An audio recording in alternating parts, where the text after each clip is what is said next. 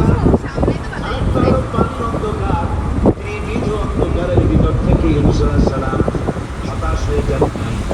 তিনি চিৎকার করে আল্লাহরে ডাক দিলেন, আল্লাহ তোমার ডাক শুনছি, কেউ তোমার ডাক শোনে নাই। আমি তোমার আরশের মালিক, আমি আল্লাহ শুনতে পেয়েছি। শুধু শুনি নাই, পেটের মধ্যে বসে আল্লাহ রাব্বুল আলামিন বলেন, ইউনূস আলাইহিস সালাম মাছের পেটের ভিতরে বসে যে চিৎকারটা মারলেন, দুনিয়ায় কোনো তার বন্ধু বান্ধবেরা শোনে নাই, কোনো রাজা বাদশারা শোনে নাই। মাছের পেটের মধ্যে ফানাদা ফিল যুলুমাত, যুলুমাত হলো একটা হলো রাতের অন্ধকার, একটা হলো তখন অন্ধকার। তিনি নিজ অন্ধকারের ভিতর থেকে ইউনূস আলাইহিস সালাম হতাশ হয়ে যান। তিনি চিৎকার করে আল্লাহরে ডাক দিলেন, আল্লাহ তোমার ডাক শুনছি, কেউ তোমার ডাক শুনে নাই। আমি তোমার আরশের মালিক, আমি আল্লাহ শুনতে পেরেছি। শুধু পরের সময় ফাস্তাজাবনা লাহু লাগছে কেন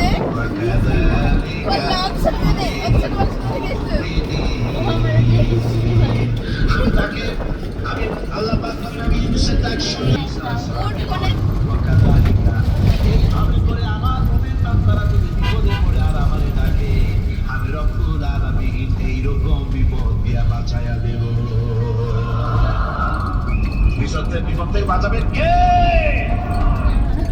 আমার বন্ধুগণ, বিপদ আসলে পরে কবরের কাছে ইমানদার যখন বিপদে জর্জরিত হতে থাকে, তখন সে ভেঙে পড়ে। তখন অন্ধকারে, বিপদের অন্ধকার বিদীর্ণ করে আলো এক প্রভা তার চোখের সামনে ভাসিত হয়ে ওঠে। সেটা কি? সেটা হলো আল্লাহ রাব্বুল আলামিনের বাণী, ফাইন্না মা'আল উসরি ইউসরান, ইন্না মা'আল উসরি ইউসরান। আল্লাহ পাক বলেন, জেনে রাখো, দুঃখ এবং কষ্টের সাথে রয়েছে সুযোগ আর সুবিধা, আর অসচ্ছলতার সাথে রয়েছে উদার সচ্ছলতা। কাজে ভয় পাওয়ার কারণ নাই, হতাশ হওয়ার কারণ নাই।